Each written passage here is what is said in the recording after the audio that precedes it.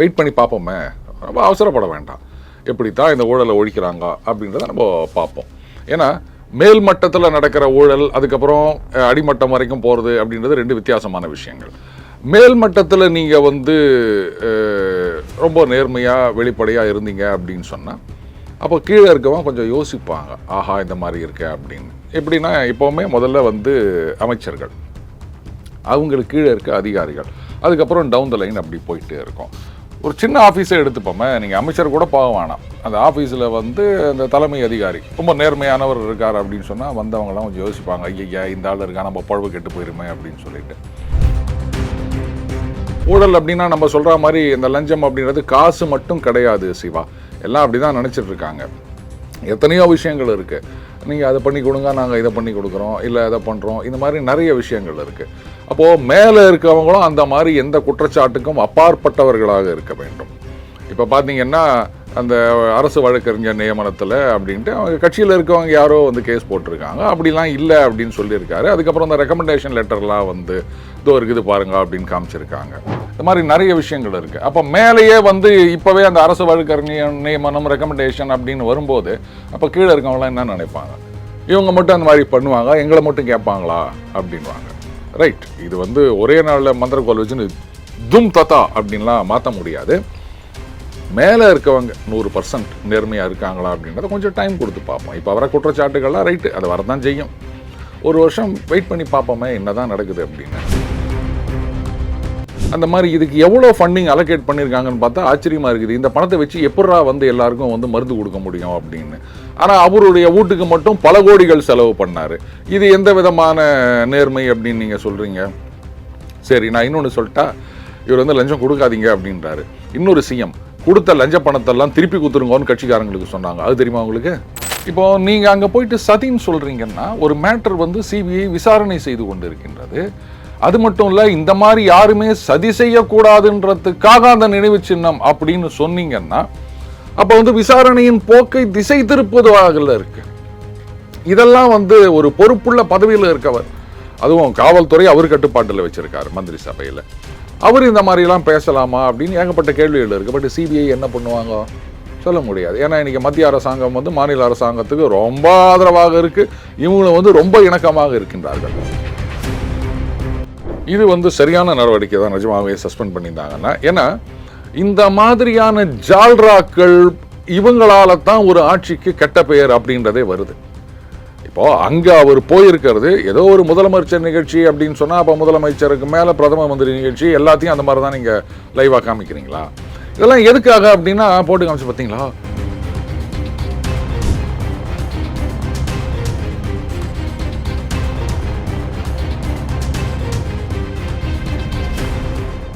Real one உறவுகளே, நடுநிலையோடு பொறுப்புடன் செய்திகளை வழங்கி பல லட்சக்கணக்கான மக்களின் நம்பிக்கையை பெற்ற நமது சேனலின் வளர்ச்சிக்கு உங்கள் ஆதரவு தேவை. இந்த ஊடக பயணம் தொடர்ந்து வலுப்பெற திரையில் தெரியும் QR கோட் ஸ்கேன் செய்தோ அல்லது டிஸ்கிரிப்ஷனில் உள்ள வங்கி விவரங்கள் மூலம் உங்களால் முடிந்த அளவு சப்போர்ட் செய்யுங்கள். உங்கள் ஒவ்வொரு ஆதரவும் நமது குரலை இன்னும் பல லட்சம் பேரிடம் கொண்டு செல்ல உதவும். ரியல் ஒன் நண்பர்கள் உறவுகள் அனைவருக்கும் வணக்கம். இன்று நம்மோடு இருப்பவர் டெய்லி பஞ்ச் அருண் அவர்கள்.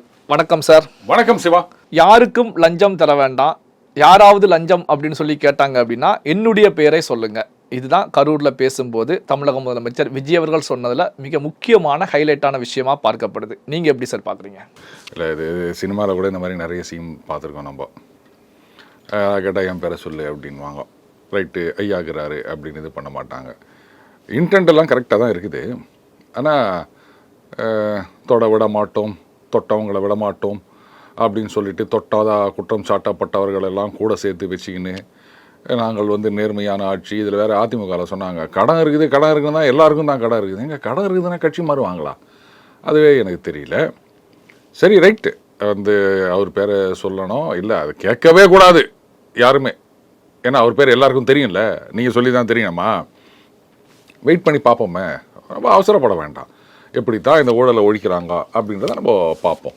ஏன்னா மேல் மட்டத்தில் நடக்கிற ஊழல் அதுக்கப்புறம் அடிமட்டம் வரைக்கும் போகிறது அப்படின்றது ரெண்டு வித்தியாசமான விஷயங்கள். மேல் மட்டத்தில் நீங்கள் ரொம்ப நேர்மையாக வெளிப்படையாக இருந்தீங்க அப்படின்னு சொன்னால் அப்போ கீழே இருக்கவங்க கொஞ்சம் யோசிப்பாங்க, ஆஹா இந்த மாதிரி இருக்கே அப்படின்னு. எப்படின்னா எப்போவுமே முதல்ல வந்து அமைச்சர்கள், அவங்களுக்கு கீழே இருக்க அதிகாரிகள், அதுக்கப்புறம் டவுன் த லைன் அப்படி போயிட்டே இருக்கும். ஒரு சின்ன ஆஃபீஸை எடுத்துப்போமே, நீங்கள் அமைச்சர் கூட போக வேணாம், அந்த ஆஃபீஸில் வந்து அந்த தலைமை அதிகாரி ரொம்ப நேர்மையானவர் இருக்கார் அப்படின்னு சொன்னால் வந்தவங்களாம் கொஞ்சம் யோசிப்பாங்க, ஐயா இந்த ஆள் இருக்கா, நம்ம பழவு கெட்டு போயிருமே அப்படின்னு சொல்லிட்டு. நார்மலாக என்ன பண்ணுவான்னு கேட்டிங்கன்னா உண்டக்க ஏதாவது பண்ணுவானுங்க, இந்த ஒர்க் டு ரூல் அப்படின்னு சொல்லுவோம்ல, அந்த மாதிரி. ஆமாம் சார் இவ்வளோ டைம் இருக்குது சார், அப்படி தான் சார் செய்ய முடியும், நிதானமாக தான் சார் செய்வோம், அப்படி இப்படி இதெல்லாம் நடக்கும்னு வச்சுக்கோங்களேன். பட் மேலே இருக்கிறவர் வந்து அப்படின்னா இவனுக்கு அதுக்கு மேலே போவாங்க. இதுதான் நடந்துகிட்ருக்கு. இது மேலே இருக்கவங்க முதல்ல வந்து 100% நேர்மையாக இருக்க வேண்டும், எந்த விதமான குற்றச்சாட்டும் வரக்கூடாது. ஊழல் அப்படின்னா நம்ம சொல்கிற மாதிரி இந்த லஞ்சம் அப்படின்றது காசு மட்டும் கிடையாது சிவா, எல்லாம் அப்படி தான் நினச்சிட்ருக்காங்க. எத்தனையோ விஷயங்கள் இருக்குது, நீங்கள் அதை பண்ணி கொடுங்க, நாங்கள் இதை பண்ணி கொடுக்குறோம், இல்லை இதை பண்ணுறோம், இந்த மாதிரி நிறைய விஷயங்கள் இருக்குது. அப்போது மேலே இருக்கவங்களும் அந்த மாதிரி எந்த குற்றச்சாட்டுக்கும் அப்பாற்பட்டவர்களாக இருக்க வேண்டும். இப்போ பார்த்தீங்கன்னா அந்த அரசு வழக்கறிஞர் நியமனத்தில் அப்படின்ட்டு அவங்க கட்சியில் இருக்கவங்க யாரோ வந்து கேஸ் போட்டிருக்காங்க, அப்படிலாம் இல்லை அப்படின்னு சொல்லியிருக்காரு. அதுக்கப்புறம் அந்த ரெக்கமெண்டேஷன் லெட்டர்லாம் வந்து இதோ இருக்குது பாருங்க அப்படின்னு காமிச்சிருக்காங்க. இதுக்கு என்ன சொல்லுவீங்க நீங்கள்? நான் சொன்னேன் இல்லையா, லஞ்சம் ஊழல் அப்படின்றது காசு மட்டும் கிடையாது அப்படின்னு. அப்போது இந்த மாதிரி ரெக்கமெண்டேஷன் அப்படின்னா அதுவும் தப்பு தான். ஊழல் அப்படின்றது என்ன? Definition by acts of omission and commission அப்படின்னு சொல்லுவாங்க. ஒன்று ஒரு வேலையை செஞ்சு கொடுக்கறது. இப்போது உங்களுக்கு ஒரு சர்டிஃபிகேட் வேணும் அப்படின்னா உங்களுக்கு வந்து லெஜிட்டிமேட்டாக அந்த சர்டிஃபிகேட் கிடைக்கணும். ஆனால் என்ன பண்ணுவாங்க, அது இல்லை இது இல்லை, அதை கொண்டான்னு இழுத்தடிக்கிறது. ஸோ அதுக்காக வேண்டி காசு கொடுத்தா சீக்கிரம் வேலை முடியும் அப்படின்றது இது ஒரு பக்கம். இது வந்து ஆக்ட் ஆஃப் கமிஷன். இதில் இன்னொரு வெர்ஷன் இருக்குது, உங்களுக்கு அந்த சர்டிஃபிகேட்டுக்கு எலிஜிபிலிட்டி இல்லை, இருந்தாலும் எனக்கு வேணும் அப்படின்னும் போது கூட கொஞ்சம் போட்டு கொடுத்து வாங்கி இது பண்ணுறது அப்படின்றது.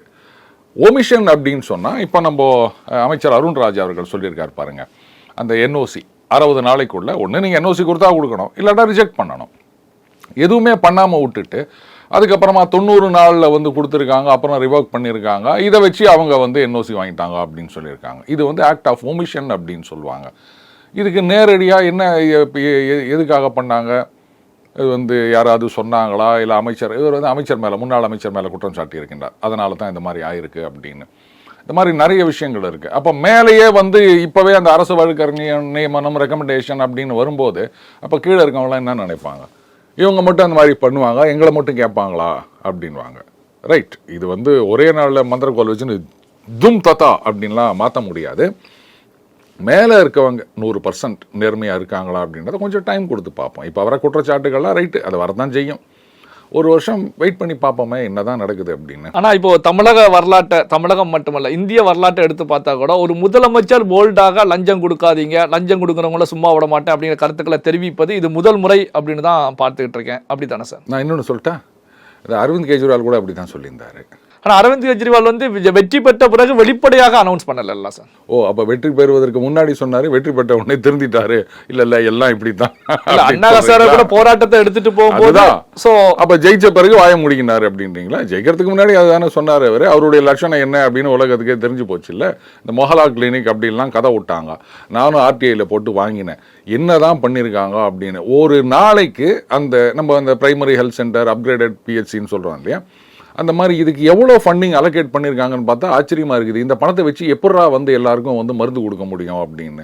ஆனால் அவருடைய வீட்டுக்கு மட்டும் பல கோடிகள் செலவு பண்ணார். இது எந்த விதமான நேர்மை அப்படின்னு நீங்கள் சொல்கிறீங்க? சரி, நான் இன்னொன்று சொல்லிட்டா, இவர் வந்து லஞ்சம் கொடுக்காதீங்க அப்படின்றாரு. இன்னொரு சிஎம் கொடுத்த லஞ்ச பணத்தெல்லாம் திருப்பி கொடுத்துருங்கன்னு கட்சிக்காரங்களுக்கு சொன்னாங்க. அது தெரியுமா உங்களுக்கு?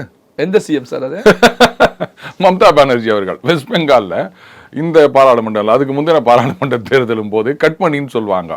இப்போ அந்த கவர்மெண்ட்லேருந்து உங்களுக்கு ஏதாவது ஸ்கீமில் பணம் வரணும் அப்படின்னு சொன்னால், இப்போ நம்ம ஊரில் மகளிர் உரிமை தொகை இருக்குல்ல, இதெல்லாம் வாங்கணும்னா அதுக்கு வந்து ஒன் டைம் பேமெண்ட் இல்லை, மந்த்லி பேமெண்ட்டும் போது மந்த்லி கமிஷன் கொடுக்கணும். அது மாதிரி ஏதோ சம்திங் அதை கட் பண்ணின்னு சொல்லுவாங்க. 10% 20% அமௌண்ட்டுக்கு ஏற்ற மாதிரி மாறும் அது. அவங்க என்ன பண்ணிட்டாங்க, இது நிறைய பிரச்சனையாக இருக்குது, நாளைக்கு எலெக்ஷனில் ஏதாவது ஆகிட போகுது அப்படின்னு சொல்லிட்டு கட்சிக்காரங்கள்லாம் வந்து கட் பண்ணி வாங்கினதை திருப்பி குத்தணும் அப்படின்னு ஓப்பனாக சொன்னாங்க. இது எப்படி இருக்குது? உடனே ஜனங்கள்லாம் போயிட்டு நிர்வாகி வீட்டுக்கெல்லாம் போயிட்டு இது மாதிரி தீதி சொல்லிட்டாங்க, நீங்கள் காசு திருப்பி கொடுங்கன்னு சொல்ல அவங்களாம் வீட்டை பூட்டிட்டு வெளியூருக்கு ஓடி போய் இதெல்லாம் நடந்தது. இந்த மாதிரி நிறைய காமெடி நம்ம பார்த்துருக்கோம் சிவா. பார்க்கலாமே. இப்போ தமிழக பாஜக தலைவர் நயினார் நாகேந்திரன் அவர்களை பொறுத்த வரைக்கும் இப்போ அரசு வேலை கொடுத்ததே, அங்க பாதிக்கப்பட்டவர்களுக்கு அரசு பணி கொடுத்ததே இதுவே ஒரு விதமான லஞ்சம் தான் அப்படின்ற கருத்துக்களை முன்வைக்கிறாரு. இதை எப்படி சார் புரிந்து கொள்வது? இதை தான் வந்து திமுக தரப்புலையும் சொல்லிட்டு இருக்காங்க. ஏன்னா அந்த பாதிக்கப்பட்டவர்கள் அவர்களுடைய குடும்பங்கள் அப்படின்னு சொல்லும்போது அப்போ அவங்கக்கிட்ட நிச்சயமாக விசாரணை நடக்கும். ஏற்கனவே வந்து இழப்பீடு வேறு கொடுத்துருக்காங்க, மகாபலிபுரம் கூப்பிட்டு கொடுத்தாங்க. இப்போ வந்து இந்த மாதிரி பண்ணிங்கன்னா அப்போ அவங்கக்கிட்டேருந்து வந்து எப்படி இன்வெஸ்டிகேஷன் பண்ண முடியும் அப்படின்றது அவங்களுடைய கேள்வி. இப்போ கோர்ட்டில் கூட சொல்லியிருக்காங்க இதுக்கு ஒரு எஸ்ஓபி வேணும் அப்படின்னு. இந்த மாதிரி அரசு வேலை அப்படின்றத வந்து யார் வேணால் நினச்சா எல்லாருக்கும் வந்து கருணை அடிப்படைகள்னால் யாரோட கருணை? இதுக்குன்னு ஏதாவது ஒரு வரைமுறை வேணும்ல. அப்புறம் இங்கே கள்ளச்சாராயம் குடிச்சு செத்தவங்களும் சொல்லலாம், இதுக்கும் அரசுக்கும் என்ன? இப்போ இந்த கள்ளச்சாராயம் குடித்து இறந்தவர்களுக்கும் பார்த்தீங்கன்னா அரசுல இருந்து நிவாரணம் பெரும் தொகை கொடுக்கப்பட்டிருக்கு. கரெக்ட். அது கூட எல்லாம் கேள்வி கேட்டாங்க. கள்ளச்சாராயம் குடிச்சு செத்தா 10 லட்சம் ரூபா, மற்ற சில விஷயங்களுக்கு குறைவாக இருந்தது. டாஸ்மாக்ல சரக்கு சாப்பிட்டுறப்பவர்களுக்கு எந்த தொகையும் கொடுக்கப்படுறதில்ல. இது வந்து என்ன சொல்லுது, மெதுவாக கொல்லும் விஷயம். அதனால இப்போ அதுலேயே 2 விதமான ஆன்சர் பார்க்கலாமா? பீகாரில் இது மாதிரி தான் நடந்தது. அங்கே வந்து முழுமையான மதுவிலக்கு, சரக்கே நீங்கள் வந்து தொடக்கூடாது, எல்லாத்தையும் பேன் பண்ணிட்டாங்க. அங்கே கள்ளச்சாராயம் குடிச்சு 10 பேர் செத்து போனாங்க அப்படின்னப்போ அவங்களுக்கு நஷ்டஈடு கொடுக்கணும் போது அவர் சிஎம்மாக இருந்த நிதிஷ்குமார் கேட்டார், நான் தான் சாராயமே குடிக்கூடாதுன்னு சொல்கிறேன், திட்டுத்தனமாக சாராயம் காய்ச்சி விற்பாங்க, அதை வாங்கி குடிப்பாங்க, இவங்களுக்கு வந்து கவர்மெண்ட்டில் பணம் கொடுத்துட்டுருக்கணுமா, அதெல்லாம் கொடுக்க முடியாது போங்க அப்படின்ட்டார். இப்போ இங்கே வந்து நஷ்டஈடு கொடுத்தாங்க. இந்த மாதிரி இந்த வெடி விபத்து, இந்த சிவகாசி தொழிற்சாலையில் அதில் நடந்தவங்களுக்கெல்லாம் கம்மி, ஆனால் கள்ளச்சாராயம் குடித்தா 10 லட்சமா அப்படின்னு. இப்போ அவங்களுக்கு வேலை கொடுக்குறாங்க அப்படின்னு வச்சுக்கோங்களேன், அதை எப்படி பார்க்க முடியும்? என்னங்க இவங்க போயிட்டு வந்து கள்ளச்சாராயம் விற்கிறது குற்றம் அப்படின்னும் போது வாங்கி குடிக்கிறது மட்டும் யோகியமா? அப்போது அது வந்து தப்பு இல்லையா அப்படின்னு கேட்டால் இப்படி சொல்லலாம். அப்படி இல்லை, அதாவது இந்த காவல்துறை அவங்க இதை பார்த்துருக்கணும், அவங்க பார்க்கல, அதனால் இவங்க கள்ளச்சாராயத்தை வாங்கிட்டாங்க, அதனால் ஏதோ ஒரு விதத்தில் பொறுப்புன்றதுனால வேலை கொடுக்குற அப்படின்னு கூட ஒரு முட்டு கொடுக்கலாம்ல. அதனால் யாருக்காவது கருணை அடிப்படையில் நீங்கள் வேலை கொடுக்கணும் அப்படின்னா என்ன ஒன்றா சொல்லலாம், அன்லெஸ் உங்களுக்கு ஒரு எஸ்ஓபின்னு இருக்கணும். இன்னென்ன மாதிரி இதில் உயிரிழந்தவர்களுக்கு மட்டும் தான் அரசு வேலை அப்படின்னு. அது இல்லாத வரைக்கும் அதை தான் கோர்ட்டு சொல்லியிருக்காங்க. எல்லாத்துக்கும் மேலே இப்போ ஒரு நினைவு சின்னம் வைக்க போகிறோம் அப்படின்னு சொல்லியிருக்காரு. அது தாவேகா சார்பில் இன்வெஸ்டிகேஷன் நடந்துட்டுருக்கு. இவர் வந்து சதின்னு சொல்கிறாரு. காவல்துறையினர் வந்து அவ்வளோ கூட்டமாக இருக்குன்னு எனக்கு சொல்லவே இல்லை, அவங்கள நம்பி போனேன் அப்படின்லாம் சொல்கிறாரு. அது சம்பவம் நடந்த காலகட்டத்தில் இன்னொரு பத்திரிகையாளர் வந்து இது மாதிரி டிஎஸ்பியோ யாரோ ஒரு காவல்துறை அதிகாரி, நீங்கள் வந்து கொஞ்சம் முன்னாடியே இருங்க, அங்கே போக வேணான்னு சொன்னார் அப்படின்னு சொன்ன வீடியோ இப்போ மறுபடியும் எடுத்து அதை ரீரிலீஸ் பண்ணிகிட்ருக்காங்க. இப்போ நீங்கள் அங்கே போயிட்டு சதின்னு சொல்கிறீங்கன்னா ஒரு மேட்டர் வந்து சிபிஐ விசாரணை செய்து கொண்டு இருக்கின்றது. அது மட்டும் இல்லை, இந்த மாதிரி யாருமே சதி செய்யக்கூடாதுன்றதுக்காக அந்த நினைவு சின்னம் அப்படின்னு சொன்னீங்கன்னா அப்போ வந்து விசாரணையின் போக்கை திசை திருப்புவதாக இருக்கு. இதெல்லாம் வந்து ஒரு பொறுப்புள்ள பதவியில் இருக்கவர், அதுவும் காவல்துறை அவர் கட்டுப்பாட்டில் வச்சிருக்காரு மந்திரி சபையில், அவர் இந்த மாதிரிலாம் பேசலாமா அப்படின்னு ஏகப்பட்ட கேள்விகள் இருக்குது. பட் சிபிஐ என்ன பண்ணுவாங்க சொல்ல முடியாது. ஏன்னா இன்றைக்கி மத்திய அரசாங்கம் வந்து மாநில அரசாங்கத்துக்கு ரொம்ப ஆதரவாக இருக்குது, இவங்களும் வந்து ரொம்ப இணக்கமாக இருக்கின்றார்கள். சரி, சிபிஐ என்ன பண்ணுறாங்க, இவங்க கோர்ட்டுக்கு போகிறாங்களா என்ன அப்படின்றத பொறுத்து இருந்து பார்க்கலாம். பட் கோர்ட்டில் கூட இதை தான் கேட்டிருக்காங்க சிவா. இந்த மாதிரி வந்து நீங்கள் ஒரு கட்சி கூட்டத்துக்கு வந்து இந்த மாதிரி ஆகிப்போச்சு அப்படின்னா இப்போது நீங்கள் ஒரு ஊர்வலம் நடத்துறீங்க அப்படின்னு வச்சுக்கோங்களேன், அதுக்குன்னு சில சட்டத்திட்டங்கள்லாம் இருக்குது. ஏதாவது பொது சொத்து சேதப்படுத்தப்பட்டால் அவங்க தான் வந்து அந்த கட்சி தான் பொறுப்பேற்றுக்கணும் அப்படின்னு. அப்போ இது கட்சி கூட்டம் தானே. அப்போ இது நடந்ததுக்கு உடனே சொல்லலாம், சார் போலீஸ் பாதுகாப்பு, போராட்டம், ஊர்வலம், அதுக்கும் போலீஸ் பந்தோபஸ்து கொடுக்குறீங்க, அதையும் மீறி ஏதாவது பொது சொத்துக்கு சேதம் நடந்ததுன்னு சொன்னால் அப்போ கட்சி பொறுப்புன்னு சொல்கிறீங்க. அப்போ அதே மாதிரி தானே இங்கேயும் காவல்துறை இருக்குது. ஏதாவது நடந்ததுன்னா அப்போ கட்சி தானே பொறுப்பாக இருக்கணும் அப்படின்னு சொன்னால் என்ன பண்ணுவீங்க? இதெல்லாம் வந்து நிறைய விஷயங்கள் கோர்ட்டில் வந்து வாதத்துக்கு வரும்னு நினைக்கிறேன். அதுக்கப்புறமா தான், ஏன்னா இப்போ அந்த கூட்டம் நடத்துவதற்கு எஸ்ஓபி அப்படின்னு கோர்ட்டில் சொன்னாங்க இல்லையா, அதே மாதிரி இப்போ இதுக்கும் ஒரு எஸ்ஓபி வரணும். இல்லாட்டா வந்து கருணை அடிப்படை அப்படின்னு சொல்லிட்டு அவங்க இஷ்டத்துக்கு கருணை யார் மேலெல்லாம் காமிக்கிறாங்களோ அவங்களுக்கெல்லாம் எடுத்து கொடுக்கறதும் போது அப்போ நேச்சுரலி எதிர்கட்சிகள் கேட்குற மாதிரி அந்த டிஎன்பிஎஸ்சி எக்ஸாம் எழுதி நமக்கு ஒரு வேலை கிடைக்காதா, ஏஜ் பார் ஆக போகுது அப்படின்னு காத்துட்டு இருக்கவங்கலாம் வந்து ஒரு வெறுப்பில் தானே இருப்பாங்க. இப்போ விஜய் அவர்கள் கரூர் சென்ற நிகழ்வை பொறுத்த வரைக்கும் கரூர்ல இருக்கக்கூடிய கிருஷ்ணராயபுரத்தில் இருக்கக்கூடிய ஒரு பள்ளிக்கூடத்தில் வந்து லைவ் டெலிகாஸ்ட் பண்ணியிருக்காங்க. இந்த அடிப்படையில் பள்ளிக்கல்வித்துறை அமைச்சர் ராஜ்மோகன் அவர்கள் அந்த ஹெட் மாஸ்டரை சஸ்பெண்ட் பண்ணியிருக்காங்க. இதை எப்படி சார் பார்க்குறீங்க? இது வந்து சரியான நடவடிக்கை தான், நிஜமாகவே சஸ்பெண்ட் பண்ணியிருந்தாங்கன்னா. ஏன்னா இந்த மாதிரியான ஜால்ராக்கள் இவங்களால தான் ஒரு ஆட்சிக்கு கெட்ட பெயர் அப்படின்றதே வருது. இப்போது அங்கே அவர் போயிருக்கிறது ஏதோ ஒரு முதலமைச்சர் நிகழ்ச்சி அப்படின்னு சொன்னால் அப்போ முதலமைச்சருக்கு மேலே பிரதம மந்திரி நிகழ்ச்சி எல்லாத்தையும் அந்த மாதிரி தான் நீங்கள் லைவாக காமிக்கிறீங்களா? இதெல்லாம் எதுக்காக அப்படின்னா போட்டு காமிச்சு பார்த்தீங்களா? இப்போது ஒரு பள்ளிக்கூடத்துக்கு எதுக்கு போகிறாங்க? படிக்கிறதுக்கு. இப்போது இந்த முதல்வர் அவர்களுடைய நிகழ்ச்சி அப்படின்றது எப்படியும் 1 மணி நேரத்துக்கு மேலே இருந்திருக்கும் இல்லையா? அப்போ அந்த நேரத்தில் கிளாஸ் எல்லாம் கட் பண்ணிவிட்டு கிளாஸ் நடத்த முடியாது. அப்படித்தானே இவங்க கொண்டு வந்து வச்சுருக்காங்க. இது எந்த விதத்தில் நீங்கள் வந்து ஜஸ்டிஃபை பண்ண முடியும்? இதுதான் சொல்கிறது பார்த்தீங்களா, நாங்கள் வந்து இவ்வளோ விசுவாசமாக இருக்கோம் அப்படின்னு சில பேர் காமிச்சிக்கிறதுக்காக ட்ரை பண்ணுவாங்க. இது ரொம்ப ரொம்ப தப்பு.